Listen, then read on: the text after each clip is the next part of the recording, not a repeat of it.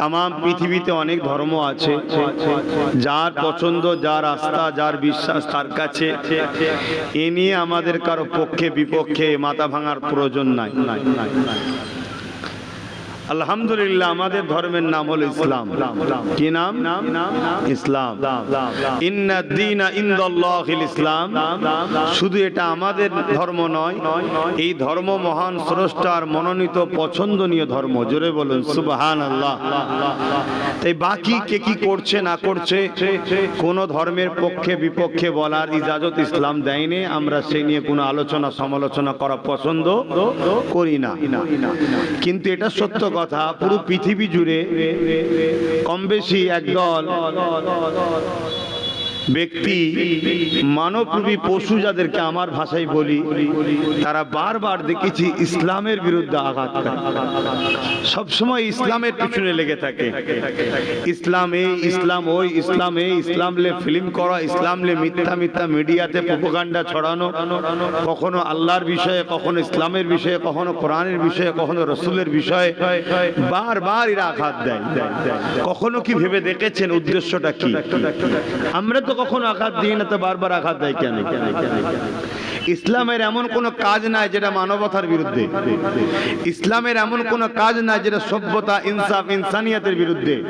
অথচ ইসলাম শব্দের মানে, ওয়ার্ডের মানে হলো শান্তি, যার ব্যাপক অর্থ হলো ইনসাফ, ইনসানিয়াত, ন্যায়, সত্য, মানবতা, সম্প্রীতি, ভ্রাতৃত্ব, ভালোবাসা, ঐক্য, একতা, প্রেম। এই সব কিছু নিয়ে ইসলাম। শুধু নামাজ, রোজা, দাড়ি, টুপির নাম ইসলাম নয়, ওটাও ইসলামের মধ্যে, ওটা ব্যক্তি জীবনে।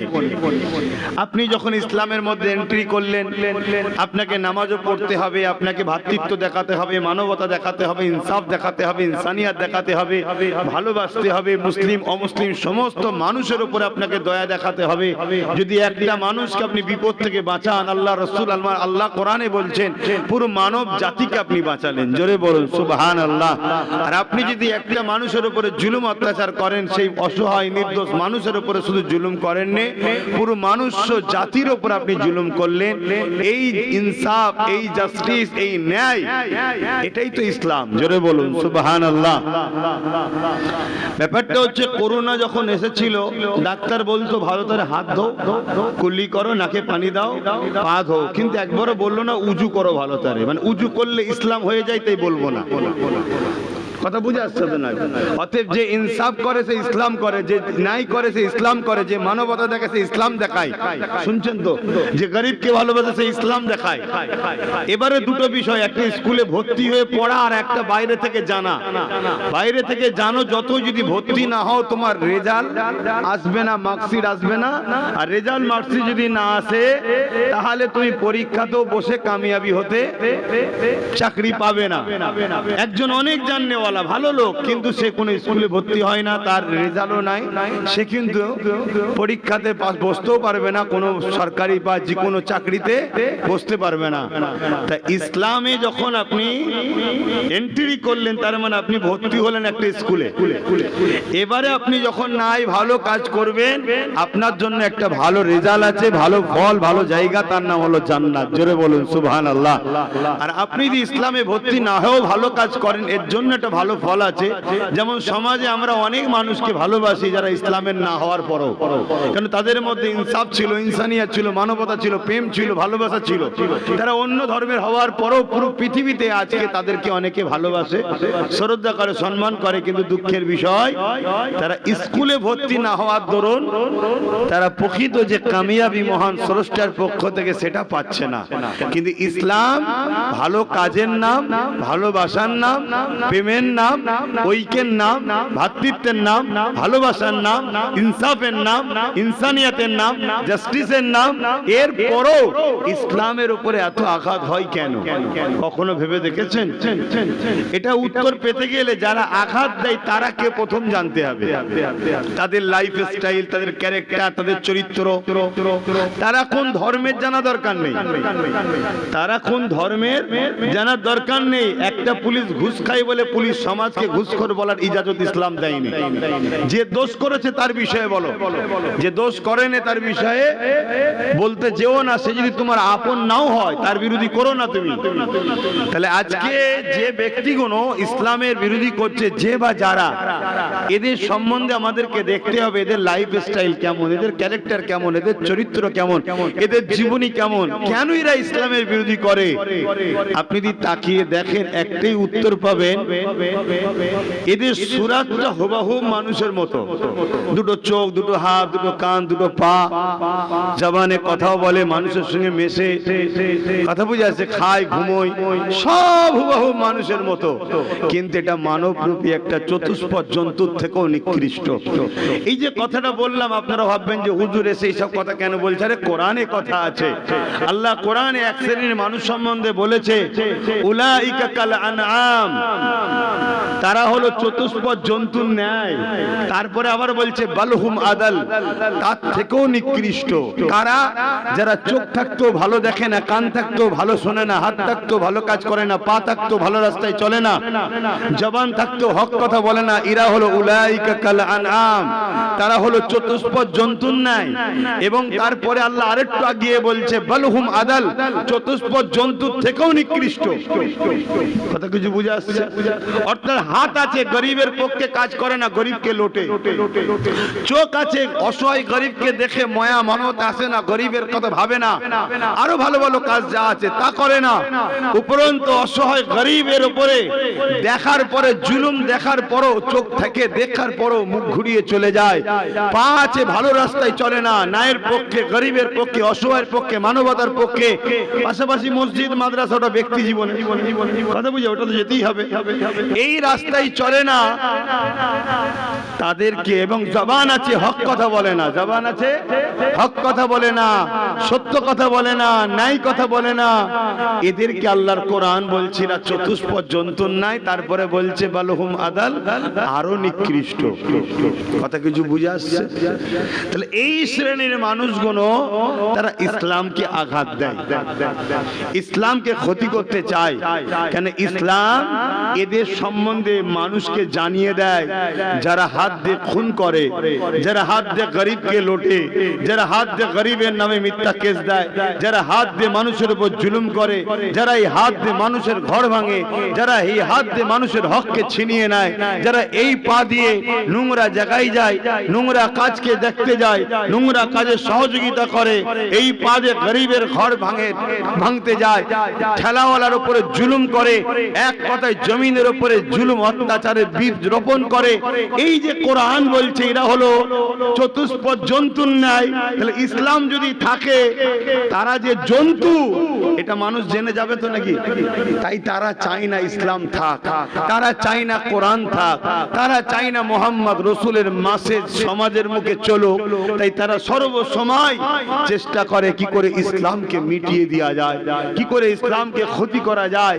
তাই আজ এই স্বল্প সময়ের মধ্যে আপনাদেরকে বলবো, আমরা বড় সহজে ইসলাম পেয়েছি, তাই আমরা ইসলাম নিয়ে ভাবার সময় নাই। আজ আমাদের চতুর্দিকে শয়ে শয়ে নয়, লাখো লাখো নয়, কোটি কোটি মানবরূপী পশু তৈরি হয়ে গেছে, আমাদের খেয়ালই না। কেউ দাড়ি রেখে, কেউ দাড়ি চেচে, কেউ টুপি পরে, কেউ টুপি খুলে, কেউ ইসলামের অনুসারী দাবি করে, কেউ দাবি না করে। আজ সমাজে বিশাল বড় একটা অংশ তৈরি হয়েছে যারা চাইছে হযরত প্রফেট মুহাম্মদ রাসূলুল্লাহ এই ইনসাফ, ইনসানিয়াত, মানবতার ধর্মকে মিটিয়ে দেব। কেন? তারা চায় ফেরাউনের সাম্রাজ্য তৈরি করব, নমরুদের সাম্রাজ্য তৈরি করব, এজিদের সাম্রাজ্য তৈরি করব, আবু জেহেল, উতবা, সাইবার সাম্রাজ্য তৈরি করব, যেখানে ধনী আর ক্ষমতাশালীরাই হবে মানুষের প্রভু, বাকি মানুষের বাঁচার কোনো অধিকার থাকবে না। শোনেন, আমার রাসূল পাক সাল্লাল্লাহু আলাইহি ওয়াসাল্লাম প্রতিটা ঈমানদার নর নারী বালেগ স্বাধীনের জন্য 5 ওয়াক্ত নামাজ দিয়েছে, 1 মাস রোজা দিয়েছে। আরে 5 ওয়াক্ত নামাজ 24 ঘন্টার মধ্যে 5 10 50 মিনিটের মধ্যে শেষ। বছরে একবার রোজা, জীবনে একবার হজ, মালদা শতকরা 2.5 টাকা যাকাত, বছরে একবার হিসাব করে, তাহলে বাকি জিন্দেগিটা কি জন্য দিয়েছে? আর কোনো কাজ নেই? আর কি কোনো কাজ নেই? কন্টিনিউ আপনাকে ভাবতে হবে ইনসাফের জন্য, ন্যায়ের জন্য। সর্বসময় আপনাকে মাথায় রাখতে হবে আল্লাহ নবীর কাছে এক অমুসলিম ইহুদি ধর্মের ধর্মগুরু এসেছে, এসে বলছে আপনি নাকি নবী, বলুন ইসলামের সবথেকে ভালো কাজ কি?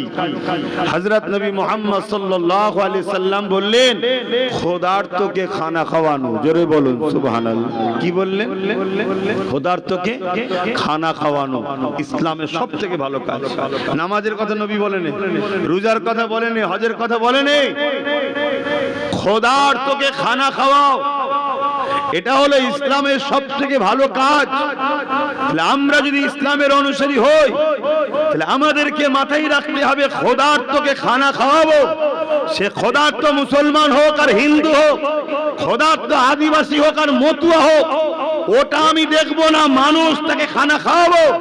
আল্লাহর সৃষ্টি খোদার্ত আছে, খানা খাওয়াবো। আল্লাহর সৃষ্টিকে যদি আমি দুনিয়ায় খাওয়াই, আল্লাহ আমাকে জান্নাতের খানা খাওয়াবে। জোরে বলুন সুবহানাল্লাহ, আরো জোরে বলুন সুবহানাল্লাহ।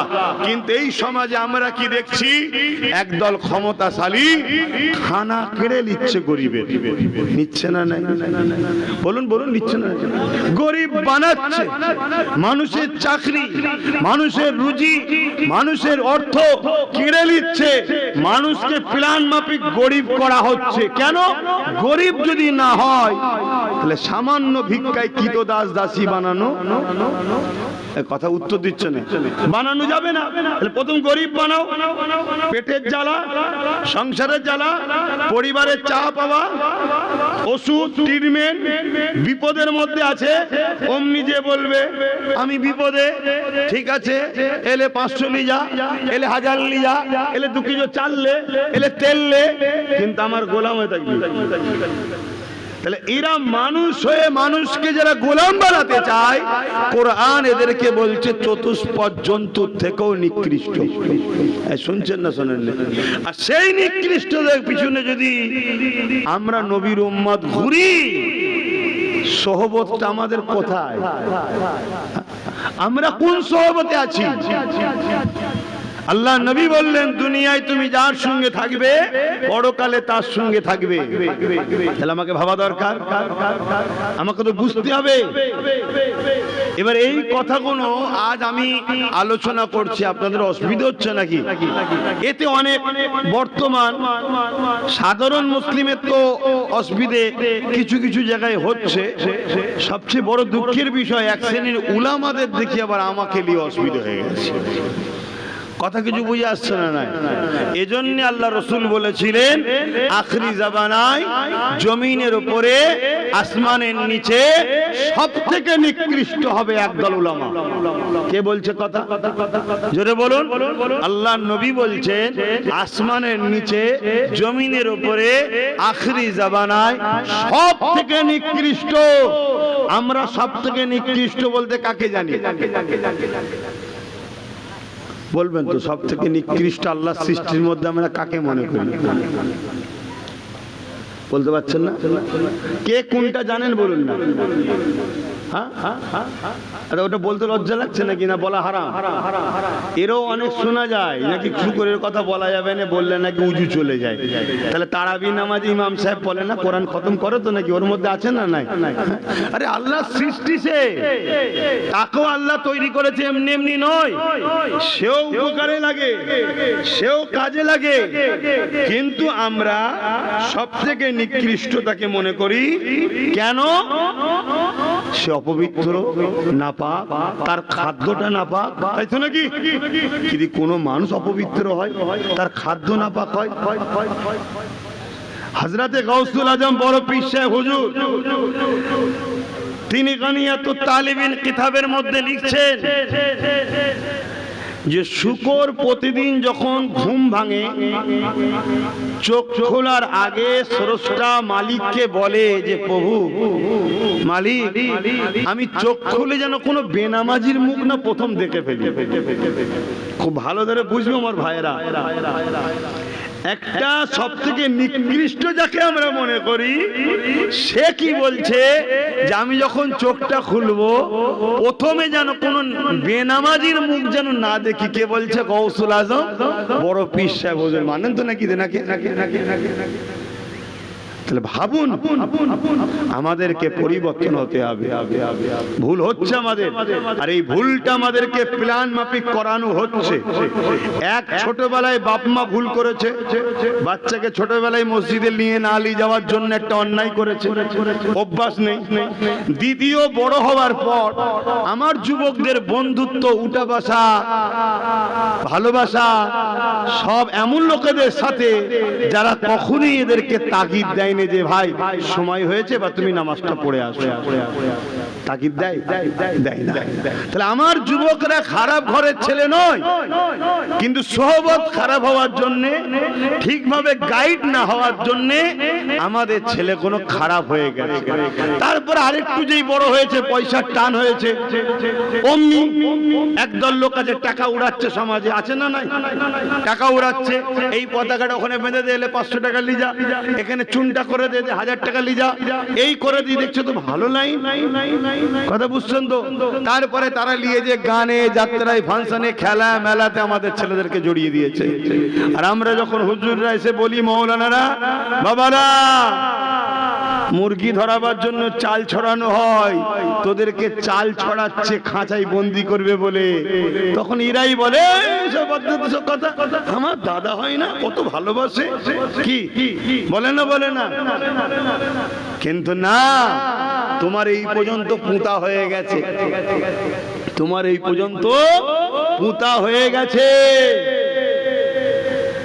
আর মাথাটুকু শুধু বাকি আছে। এখনো সময় আছে, যদি এখান থেকে উঠতে চাও একটাই রাস্তা আছে, মুহাম্মদুর রাসূলের সুন্নাহ অনুযায়ী জীবন করতে হবে। জোরে বলুন সুবহানাল্লাহ। আমার নবীকে তোমার জীবনের প্রতিটা টাইমের, প্রতিটা সেকেন্ডের, প্রতিটা মুহূর্তের মডেল হিসাবে শুধু রসুলকে মাখতে পার, কাউকে না, আব্বাসকেও না, শুধু রসুল। রসুলের কথাই যদি আব্বাস তোমাকে শোনায় তাহলে আব্বাস ভাইজান বলবে, কথা বুঝে আসছে, বাবাজি বলবে, কিন্তু মডেল আব্বাস নয়, মডেল হলো আমিনাল্লাহ। কেন কোরআনে আল্লাহ বলেছেন, লাকাদ কানা লাকুম ফি রাসূলিল্লাহি উসওয়াতুন হাসানাহ, সবথেকে ভালো উত্তম আদর্শওয়ালা মডেল হলো মুহাম্মদুর রাসূল সাল্লাল্লাহু আলাইহি সাল্লাম। তোমার ধর্মনীতি, তোমার সমাজনীতি, তোমার পরিবার নীতি, তোমার রাষ্ট্রীয় নীতি, তোমার রাজনীতি, তোমার এডুকেশন নীতি, তোমার সম্প্রীতি নীতি, তোমার মানববন্ধন নীতি, তোমার মনুষ্যত্ব নীতি, সব ক্ষেত্রে মুহাম্মদ রাসূলকে তোমায় ফলো করতে হবে, অন্য কাউকে না। কিন্তু আজ আমরা কোথায় বলুন, মসজিদে ইসলামকে তালা মেরে রেখে দিয়েছি, তাও মসজিদেও এখন ইসলাম পুরো নাই, ওখানেও গুতগুতি হয়, ওর মধ্যেও ঝামেলা শুরু হয়ে গেছে, কি হয় না? হয় না? তবু একটু একটু আছে। মাদ্রাসায় ইসলামকে তালা মেরে দিয়েছি, ওখানেও সমস্যা, তারপরেও যাকে একটু আছে। আর বছরে একটা জলসা হয়, সেই জলসায় উলামারা এসে বসে একটু ইসলামের কথা বলে, এখানেও আবার সমস্যা, এখানেও পুরো ইসলাম নাই, ওই একই গদ একই কথা, একই গদ একই কথা, যেন ইসলাম শুধু নামাজ রোজা দাঁড়িয়ে ডুবি, আর কিছু নেই ইসলামে। কথা বুঝে আসছে? আজ কোন মানুষ বিপদে আছে, তুমি যদি সেই মানুষকে বিপদ থেকে উদ্ধার করো, আল্লাহ রসুল বলছেন কিয়ামতের দিনের মতো বড় বিপদ কোনো দিন হয়নি আর হবে না, সেই দিনে মহান স্রষ্টা তাকে বিপদ থেকে উদ্ধার করবে। জোরে বলুন সুবহানাল্লাহ। কিয়ামতটা কেমন হবে? মাথার এক বেগ দেখতে 1 হাত উপরে সূর্যকে নামানো হবে, বর্তমান যে তাপ আছে 12 গুণ তাপ বাড়বে, মাথার ঘিনিগুলো গলে গলে নাক দিয়ে ঝরবে, কিন্তু মওত হবে না। কেন? মওত আল্লাহর বিনা হুকুম ছাড়া হয় না। কথা বুঝে আসছে? মওত হবে না। সুস্থ সবল মানুষের মওত হয়। অনেক লোক ভূমিকম্পে, এই কিছুদিন আগে তুর্কিতে একটা ভূমিকম্প হলো না, হাজার হাজার বাড়ি ভেঙে কত জন জন ছেলে মারা গেছে, কিন্তু একটা নবজাতক শিশু ভূমিকম্পর অবস্থাতেই, ওই অবস্থায় জন্ম হয়েছে, 2.5 থেকে 3 দিন পরও সেই বাচ্চা জিন্দা পাওয়া গেছে। জোরে বলুন সুবহানাল্লাহ। মওত এখানে রুটা বেরিয়ে যাওয়ার নাম, রুটা বেরিয়ে যাওয়া। রুটা কি? মহান স্রষ্টার হুকুম।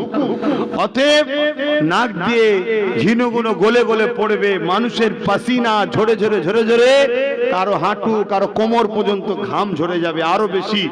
এই কঠিন দিনে, যেদিন এই সূর্যের তাপেতে জমিন তামার মতো লাল হয়ে যাবে, পুরো পুরো যেমন লোহা লাল হয় ওই রকম লাল হয়ে যাবে, এই কঠিন দিনেতে একটা যুবককে মহান স্রষ্টা তুলবেন। এই তুমি আমার জমিনে, আমার আসমানের তলায়, আমার দিয়া চোখ, আমার দিয়া কান, আমার দিয়া হাত, আমার দিয়া পা, আমার দিয়া জবানে, আমার দিয়া জিন্দেগিতে আমার জন্য কি করেছো বলো?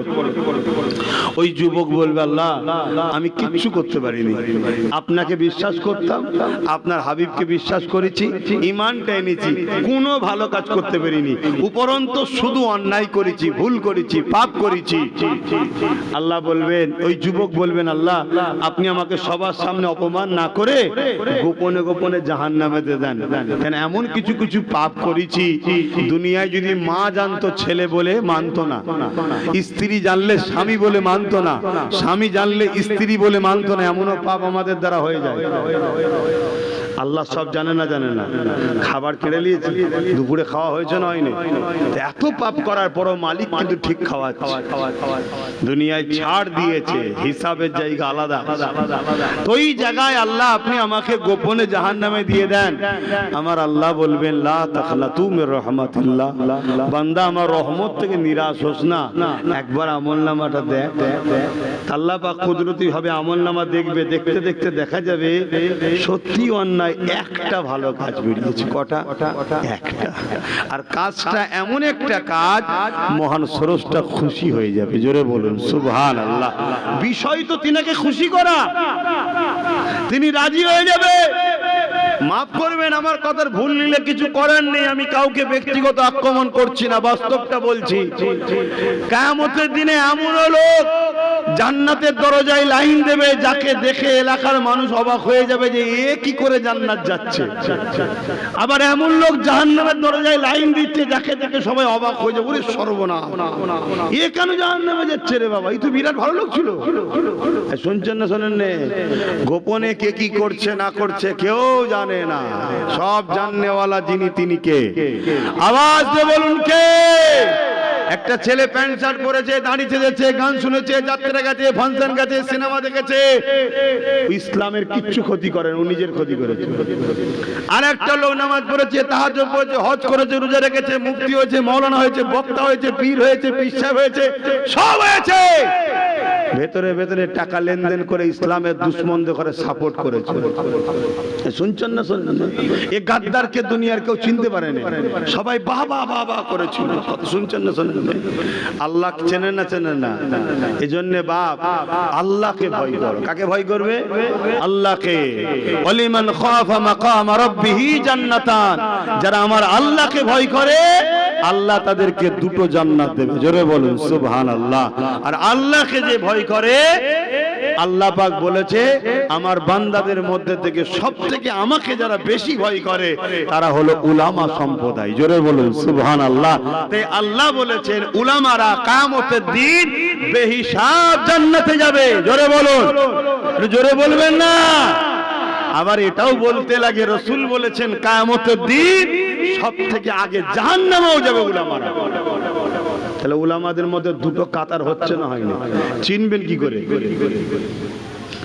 চিনবেন কি করে?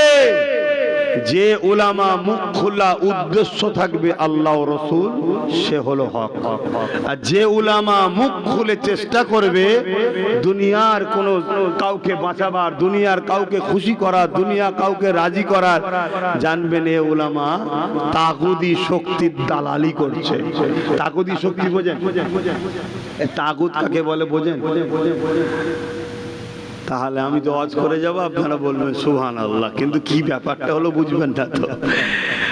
তাগুত হলো ওই শক্তিকে বলা হয় যে পাওয়ার দিয়ে ইসলাম ও ইসলামের অনুসারীদের ঘরে কুফরি রাস্তায় নিয়ে যাবার পরিকল্পনা করে, তাকে বলা হয় তাগুত শক্তি।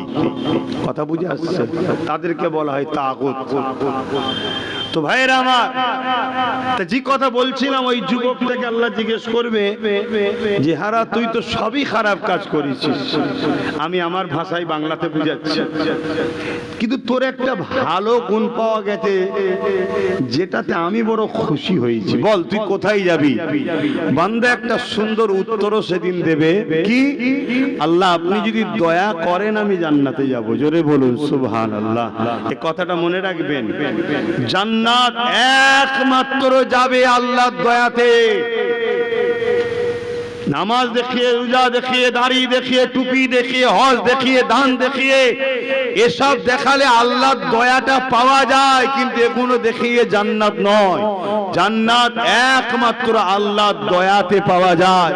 আর আল্লাহর দয়া সূরা আম্বিয়ার মধ্যে আল্লাহ বলছে, ওমা আরসালনাকা ইল্লা রাহমাতাল লিল আলামিন।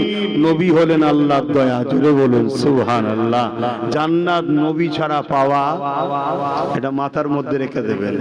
তো আসুন, যে কথা বলছিলাম, ওই যুবককে আল্লাহ বলবে, যা আমি তোর গুনাহকে সব চেপে দিলাম, যা পাপ করেছিস আমি সব লুকিয়ে দিলাম, মাফ করে দিলাম, আমি তোকে আমার দয়ার বিনিময়ে জান্নাত দিলাম। জোরে বলুন সুবহানাল্লাহ।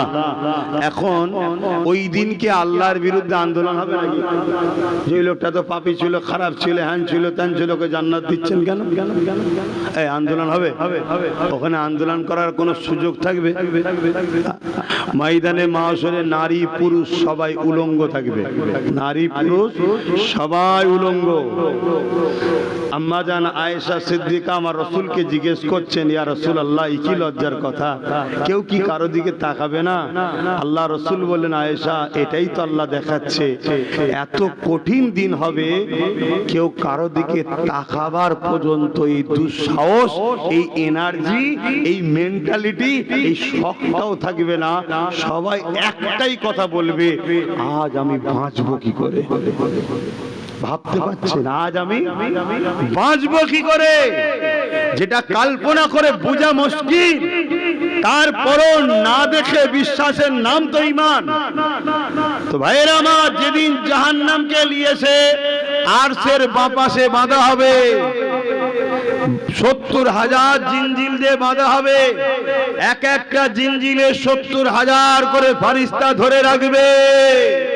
এ যুবক, খুব ভালো লাগছে দুনিয়া, এ হাওয়া কতদিন গায়ে লাগাবে?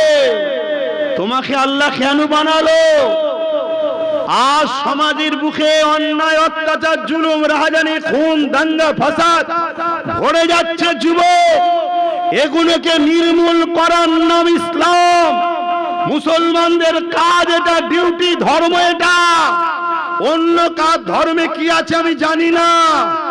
মুসলমানের ধর্ম হলো খুন মুক্ত সমাজ তৈরি করা, রেপ মুক্ত সমাজ তৈরি করা, জুলুম মুক্ত সমাজ তৈরি করা, দাঙ্গা মুক্ত সমাজ তৈরি করা, মানুষ জাস্টিস পাবে, ইনসাফ পাবে এমন সমাজ তৈরি করা। এ যুবক, এটা এত বড় ইবাদত, এত বড় ইবাদত, কিয়ামতের দিন ওই ছেলেটা জান্নাত যাচ্ছে কি করে একটু শোনো। ওই যুবককে আল্লাহ বলবে, শোন, তোর কোন কাজটা ভালো লেগেছে শুনবি না? আল্লাহ রাসূল সাহাবাদেরকে বললেন, শোনো, কিয়ামতের দিনে ওই বান্দার একটা ভালো কাজ। সেই কাজ কি? প্রচন্ড গরমের সময়, রোদের সময় একটা গাছের ছায়া দেখে তার মালিক পশুকে বেঁধেছে, কিন্তু সূর্য সরলে ছায়া সরবে তো নাকি? বলুন বলুন বলুন।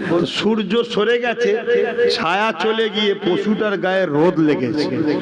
এত গরম, প্রচন্ড রোদের তাপ আর প্রচন্ড গরমের সময় ওই পশুটা কষ্টটা রোদের চোটে পিপাসার চোটে জিভ বাইর হয়ে গেছে।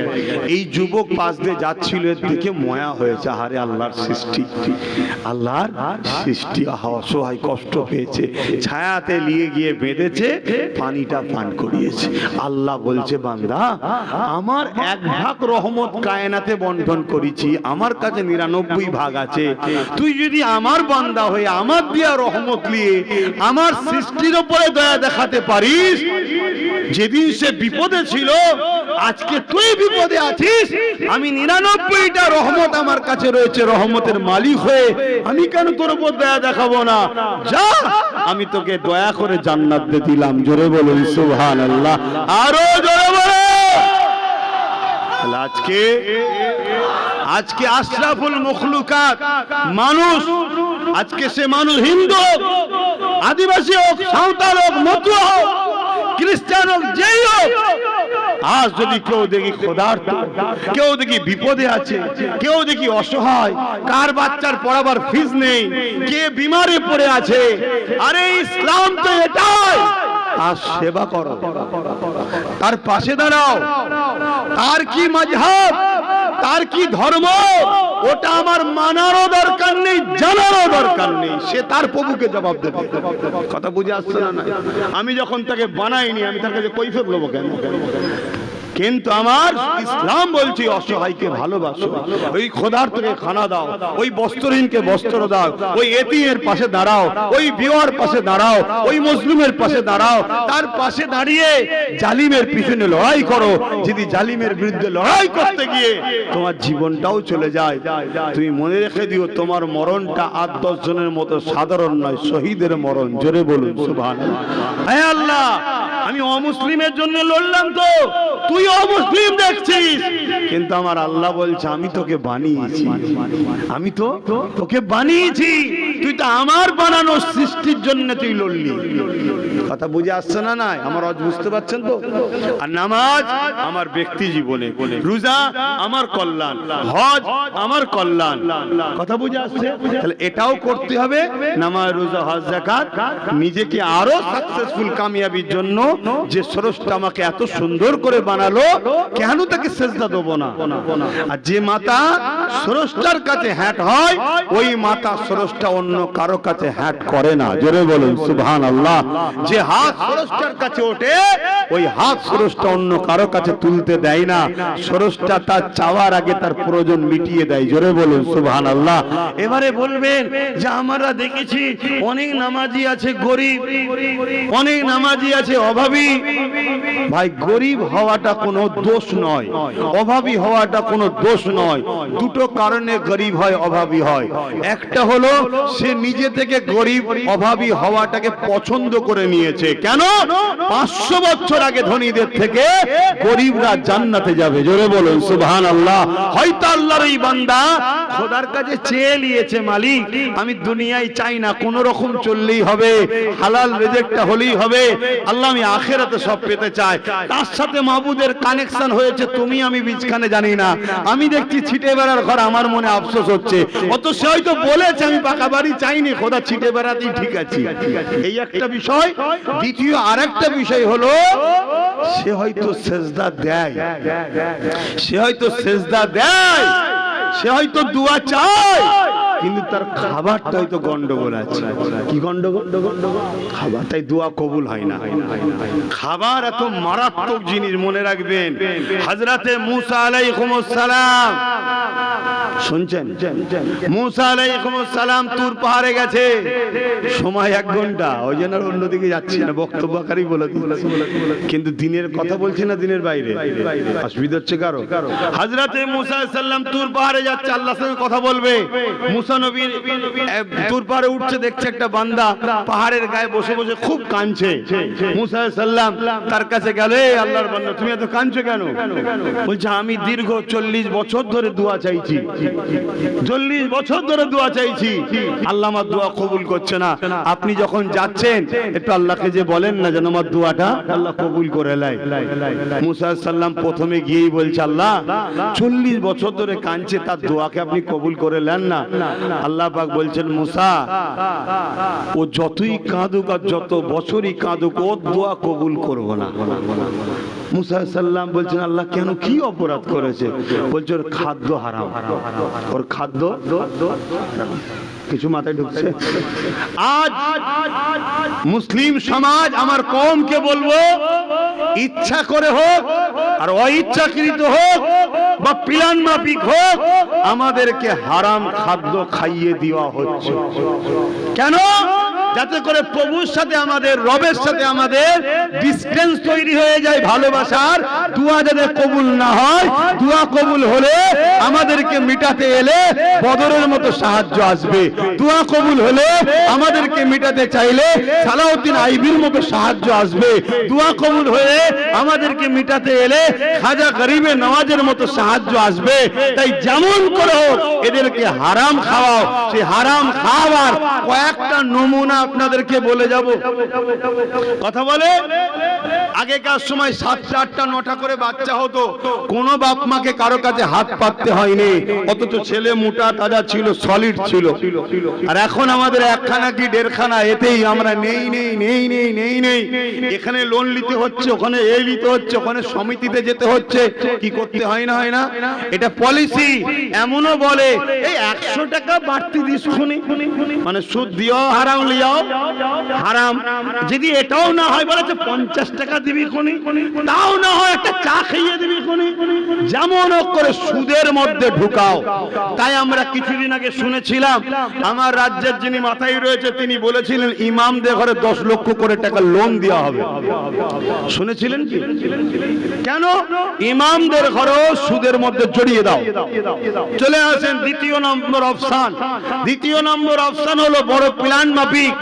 আমাদের হাত যদিও কবুল না হয়, মা বোনগুলোর হাত কবুল হচ্ছিল।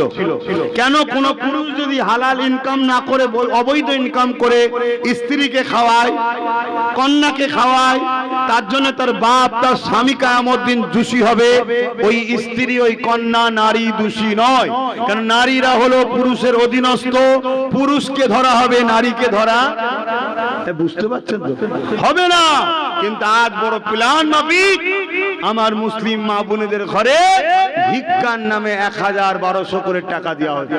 কিসের টাকা? কিসের টাকা আপনি জানেন? খেজুর বিক্রি করা, তরমুজ বিক্রি করা, আপেল বিক্রি করা, না মদ বিক্রি করা? কিসের টাকা জানেন?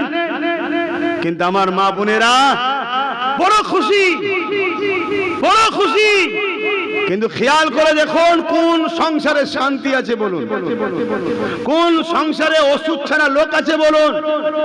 কোন সংসারে অভাব দূর হয়েছে বলুন? সামান্য হারাম এত মারাত্মক জিনিস আপনার টোটাল হালালকে ঘর থেকে বার করিয়ে তারপরে সে বেরোয়। আজকে বড় প্ল্যান মাফিক ইসলামের দুশমনেরা আমাদেরকে মিটাবে বলে ভিক্ষার নামে এই সামান্য দরদ দেখিয়ে ভিক্ষা ঢুকিয়ে দিল। আমাদের বলা উচিত আপনি 1000 টাকাই দিন, আমার স্বামীকে দিন। 1000 টাকাই দিন, আমার বাপকে দিন। 1000 টাকা দিন, আমার ছেলেকে দিন। কমসে কম নারীগুলো বেঁচে যেত। বিপদের সময় আমাদের হাত যদি কবুল না হতো, মায়ের জাতের হাতটা কমসে কম কবুল হতো। ও রাস্তাটাও বন্ধ হয়ে গেছে। আমার অস্বস্তি হচ্ছে। আরো একটা কথা বলবো, হ্যাঁ আরো একটা বলবো। আরো কত বড় প্ল্যান দেখুন ভাই। আমরা কুরবানিতে গরু জবাই করি, তাই তো নাকি? এটা আমাদের কাছে বৈধ, আমাদের কাছে হালাল, পছন্দ করি, জবাই করি, তাই তো নাকি? কিন্তু এই সমাজে অনেক ধর্মের লোক আছে, তারা এটাকে অপছন্দ করে, তারা এটাকে খাওয়াও অপছন্দ করে, ঠিক তো নাকি? অনেক এ সমাজে লোক আছে যাদের কাছে মদ খাওয়াটা কোনো পাপ নাই, আমাদের কাছে মদ খাওয়াটা কি? জোরে বলো। এ সমাজে অনেক লোক আছে তাদের কাছে সুদ খাওয়াটা কোনো ব্যাপার না, আমাদের কাছে সুদ খাওয়াটা কি? একটু বলবেন, বলবেন কিরম হারাম? সুদের সব থেকে শেষ গুনাহ কি? সুদের সব থেকে শেষ গুনাহ হলো আল্লাহর কাবার সামনে নিজের মায়ের সঙ্গে কেউ যদি, মাফ করবেন বাকিটা বুঝতে পারছেন, সম্পর্কে লিপ্ত হয়, যে পাপ হয়, যে অন্যায় কাজ হয়, কাবার সামনে যে এরকম লিপ্ত হয় যে অন্যায়, সুদ খাওয়াটা হলো সেই অন্যায়। কিন্তু এই সুদ এক শ্রেণী মানুষের কাছে অবৈধ নয়, তাদের কাছে জায়েজ, তারা করছে না, করে না। ঠিক তেমনই তার ধর্মে কিছু জিনিস আছে হালাল, আমার ধর্মে হারাম, অবৈধ। আমার ধর্মে কিছু জিনিস আছে হারাম, তার ধর্মে হয়তো জায়েজ হতে পারে। আমি কোন ধর্মের বিধাভেদে যাচ্ছি না, কিন্তু আমার ধর্মে যেটাকে রাইট সেটা আমার জন্য হালাল, যেটা রাইট নয় সেটা আমার জন্য হারাম। আপনার ধর্মে যেটা রাইট আপনার জন্য হালাল, আপনার ধর্মে যেটা রাইট নয় সেটা আপনার জন্য চলবে না। কিন্তু আজ বলুন, আমার ধর্মে কোন গায়রুল্লাহর অনুষ্ঠান উপলক্ষ করে, কোন গায়ের ইসলামের ধর্মীয় অনুষ্ঠান উপলক্ষ করে, যেমন আমাদের জলসা তাবারুক বলা হয়, তাদের কি বলা হয়? প্রসাদ। এটা কি ইসলামে খাওয়া হালাল? জোরে বলুন, জোরে বলুন। কিন্তু আজ বড় দুঃখের বিষয়, আমরা দেখছি কি রেশনের মাধ্যম দিয়ে মুসলিম সমাজকে প্রসাদ খাওয়াবার পরিকল্পনা হয়েছে না হয়নি? এটা আওয়াজ দিয়ে বলবেন, কেন হয়েছে, কি কারণ, কি দরকার? একটাই উদ্দেশ্য, এদেরকে বেঈমান বানাও, এদেরকে হারাম খাওয়াও, আল্লাহর সাথে সম্পর্ক কাটো। কেন? এদেরকে যখন মিটানো হবে, এরা যেন মহান স্রষ্টার সাহায্য না পায়। সাহায্য যদি পেয়ে যায়, এক মুঈনুদ্দিনই বিজয় হয়। আর সাহায্য যদি না পায়, কোটি কোটি আছে তো কি হয়েছে, এদেরকে মূলো পেঁয়াজের মতো কেটে দেওয়া কোনো অসুবিধে হবে না। খুব ঠান্ডা মাথায় বুঝুন। আর এই কথা কোনো আমার বলা দরকার আছে না নাই, যে ভাইরা তোদেরকে হারাম খাওয়াবার প্ল্যান চলছে, খাসনি ভাই, আমি আমার কওমকে, আমার জাতিকে, আমার ধর্মের অনুসারী, আমি তো ধর্মগুরু, ধর্মসভায় এসেছি নাকি, ধর্ম প্রচার করছি, তো কথা বলবেন না? তাহলে আমি বলবো না যে তোদেরকে প্ল্যান চলছে হারাম খাওয়াবার? কি গো, এ কথা যখনই বলবো, যারা আপনাদেরকে হারাম খাওয়াতে চায় তাদের তো রাগ হওয়ার কিছু নয়, কথা বুঝছেন না, বোঝেন না? কিন্তু তাদের রাগ হচ্ছে, তারা আমার বাপ তুলে মা তুলে গাল দিচ্ছে, তারা আমার ওয়াজকে কাটিং করছে, তাদেরই ভাড়াটিয়া মৌলী সাহেবগুলোকে আমার পিছনে লাগিয়ে দিয়েছে। কথা বুঝে আসছে না? নাই কেন? যাতে করে আমার কথা মুসলিম সমাজ না নেয়। আমার কথা মুসলিম সমাজ নিয়ে নিলে মুসলিম সমাজকে বন্ধুকে আপন বুঝতে পেরে যাবে। আর বুঝতে পেরে গেলেই মুসলিম সমাজ যখন কারো থেকে সরে যায়, সে বেটার তখন টিকি আর দেখা যায় না। এ কথাটা সত্য না মিথ্যা? এজন্য আপনাদেরকে এই সামান্য সময় সতর্ক করব, মুখটাকে ঠিক রাখেন, দুশ্মনকে চিনুন, সবাইয়ের সঙ্গে কারবার, ব্যবসা বাণিজ্য, লেনদেন, উঠা বসা, মুসলিম অমুসলিম সবাই মানুষ মিলেমিশে চলুন, ততদিন পর্যন্ত যতদিন সে না আপনার দিনও আপনাকে মিটাতে চাইবে। কথা কিছু মাথায় ঢুকছে? আর যখনই দিনের উপরে আঘাত দেবে বা আপনাকে মিটাতে চাইবে, আর তার সাথে সম্পর্ক রাখা চলবে না। সময় তো নেই, একটা ছোট্ট মেসেজ আপনাদেরকে বলে যায়। এই পাশে ব্যারাকপুরে একটা মানবরূপী পশু বেরিয়েছে, সে বলেছে ইসলামে নাকি রেপ খারাপ কাজ নয়, বলেছো তো নাকি? তার বিরুদ্ধে অনেক কেস হয়েছে না হয়নি? সে কোন দলের লোক ভাই? বিজেপির লোক। কোন দলের লোক ভাই? বিজেপির লোক। আর আমার রাজ্যে কোন সরকার আছে ভাই? বলুন বলুন, সত্য কথা বলুন না। টিএমসি। টিএমসি বলেছিল না মমতা যে বিজেপির হাত থেকে তোরা আমি বাঁচাবো, আমায় সাপোর্ট কর। করেছেন না করেন না? জোরে বলুন, করেছেন না? আরে সত্যি কথা বলুন না। করেছি। মানুষকে বিশ্বাস তো করতে হবে বাঁচতে গেলে। কিন্তু আজকে এত বড় কথা বললো, এত কেস হলো, অর্জুন সিংকে অ্যারেস্ট করছে, তাহলে ইনি কি বিজেপির প্রকৃত বিরুদ্ধে না বন্ধু? এটা মাথায় রাখুন, এটা ভাবুন, এটা বুঝুন। একটাকে ছেড়ে রেখেছে তারা কর, একদলকে ছেড়ে রেখেছে তারা কর, আর অমনি আমি গিয়ে দরদি হয়ে সেজে ঘরে ঢুকিয়ে নেবো, ঘরে ঢুকিয়ে তালা মেরে দিয়ে না খাইয়ে খাইয়ে মারবো। কথা মাথায় ঢুকছে? বিজেপি তাড়া করছে, মুসলমানদের দিন রাত গালিগালাজ করছে, ওইদিকে পূর্ব মেদিনীপুরে আরেকজন রয়েছে। কথা বুঝে আসছে? সেকুলার ছিল এতদিন, এখন কমনাল ভূত চেপেছে ওর ঘাড়ে। কথা বুঝাচ্ছে না? দিন রাত গাল পাচ্ছে যাতে করে আমরা ভয় খাই। আর ইনি বলবে আমি তো তোদের আছি, কোনো চিন্তা নেই, আমরা এর কোলে উঠবো।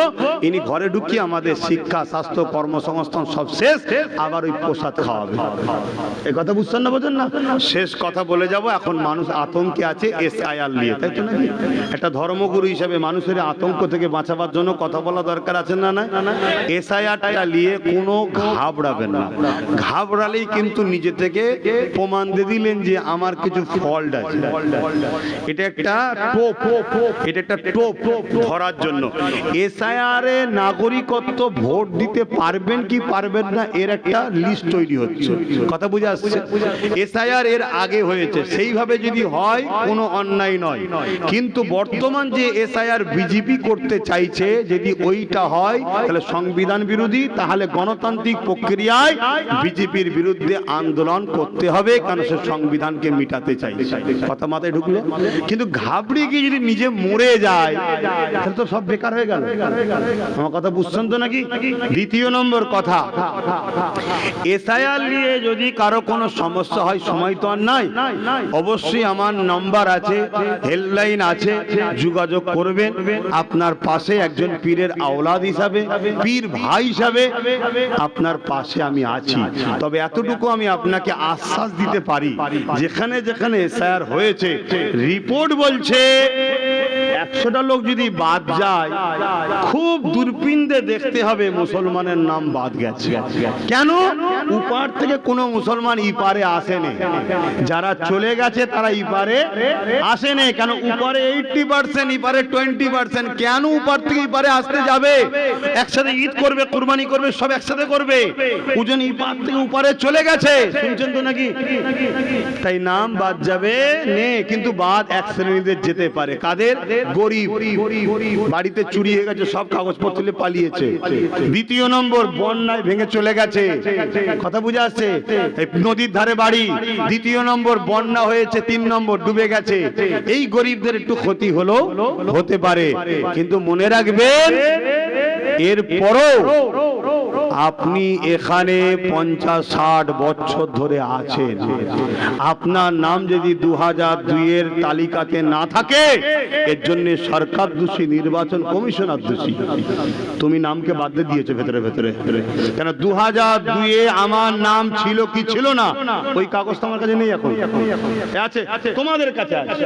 আমি যদি 60 বছর এখানে থাকি, আমার ঘর বলছে 60 বছর, এলাকা বলছে 60 বছর, তাহলে আমার নাম ওটা নেই কেন? তাহলে ছিল, তুমি ওখান থেকে কেটে বাদ দিয়ে দিয়েছো। কেন? আমি মুসলমান হওয়ার দরুন।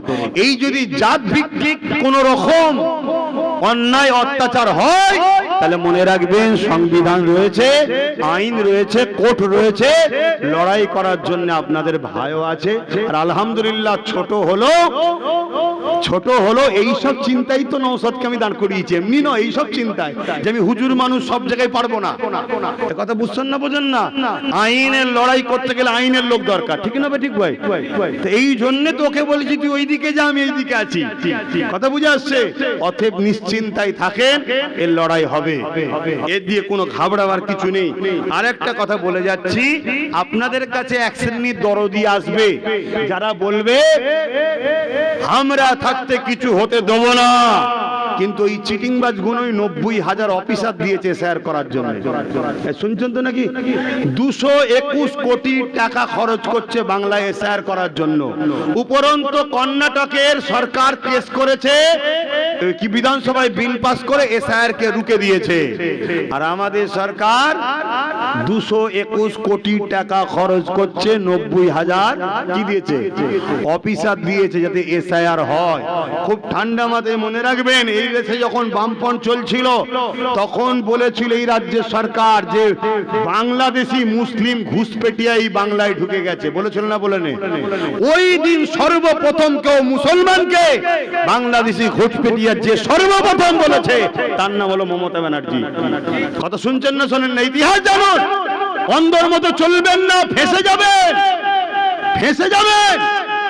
আপনি ফেঁসে গেলে যায় আসে না, আপনার ঘরের ইজ্জতওয়ালা বেটিটা যাবে কোথায়?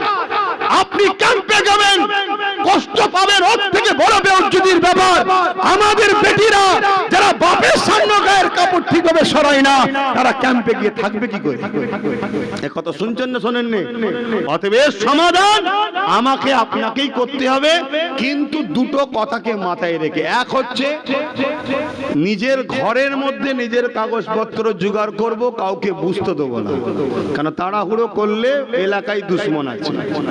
স্যার ওকে দেখে একটু সন্দেহ লাগছে, বড় তাড়াহুড়ো করছে স্যার, জানেন স্যার, কিছু বুঝতে পারছেন? ঘাবড়ে যাবেন না। এক। দ্বিতীয় নম্বর কি, কারো হাওয়াতে প্রাণ করে কোনো অফিসারের গায়ে যেন হাত দিয়ে ফেলবে, কেন যে হাওয়া দিচ্ছে সে শুধু হাওয়াই দেবে, কেন তার দলের সব মাথা কি বলেছিল, আমি বেঁচে থাকতে হতে দেবো না, বলেছ না বলেন? আজকে বেঁচে আছে না মরে গেছে? তাহলে হচ্ছে কি করে? হচ্ছে কি করে? তবে এতটুকু আমি আবার বলতে পারি, যদি এই বাচ্চার উপরে ভরসা রাখে, আপনারা একজন ধর্মগুরু হিসেবে বলছি, নাগরিক হিসেবে আলাদা কথা হবে, সেটা জনসভায় হবে, ধর্মগুরু ঘরের ছেলে হিসেবে ধর্মের মানুষকে বলছি, কোনো অসুবিধা থাকলে আপনি যোগাযোগ করুন, আপনার সমাধানের রাস্তা আছে, গোপন ভাবে যোগাযোগ করুন, হুড়োহুড়ি নয়, টেনশন নয়, তাড়াহুড়ো নয়। কেন অমিত শাহ মোদির বাবা কালীর দেশ ভারতবর্ষ নয়, এ দেশ আমাদের সবার, এ দেশের জন্য আমাদের সবার। এত বছর ধরে ট্যাক্স দিলাম কি করতে? তাহলে টুপি কিনেছি ট্যাক্স, জামা কিনেছি ট্যাক্স, খেয়েছি ট্যাক্স, চাল দিচ্ছি ট্যাক্স, সব করেছি ট্যাক্স দিয়ে। তুমি হঠাৎ করে এসে বলবে এ নয় ও নয়, তোকে অধিকারটা কে দিয়েছে? ঠিক না বেটি? কিন্তু সেটা সংবিধানের ওয়ে লড়াই করতে হবে, সংবিধানকে বাইরে রেখে, তাহলে কিন্তু নিজের পায়ে কুরুল নিজেই মেরে দেওয়া হবে। কি গো আপনারা ঘাবড়ে যাচ্ছেন নাকি? এটা আওয়াজ দিয়ে বলুন, ঘাবড়ে যাচ্ছেন না? আরে অনেক আগে ফেরাউনে শায়ার করেছিল মুসা নবীকে বাদ দিবার জন্য, সব জানেন? তখন নামটাই তো আলাদা ছিল, কিন্তু এই পদ্ধতি ফেরাউন মিটে গেছে, মুসা নবী মেটেনি। আলহামদুলিল্লাহ, এই দেশেও গরিবে নওয়াজকে রুকার চেষ্টা হয়েছিল, গরিবে নওয়াজ হয়ে গেছে, যারা মিটাতে চেয়েছে তারা মিটে গেছে। অতএব ঘাবড়াবার কিচ্ছু নেই, মুসলিম সমাজকে বলে যাচ্ছি। তবে হ্যাঁ, আমার যেসব ভাইয়েরা খুব লাভালাভি করছিলেন বিজেপিকে নিয়ে, আমি তাদেরকে বলবো ভাই এখনো সময় আছে, একটু শুধরে যান, আসুন আমরা ভাই ভাই মিলে যাই, না হয় কিন্তু বিরাট বড় বিপদ আসছে। কিন্তু কথা বুঝতে পারছেন তো নাকি? হ্যাঁ, এতটুকু শুধু তিনাদের উদ্দেশ্যে বলবো, কেন আমরা মানুষের সাথে আছি, মানুষের সাথে আছি। তো যাক, কথা শেষ, এখন সালাম দেবো। ইয়া নবী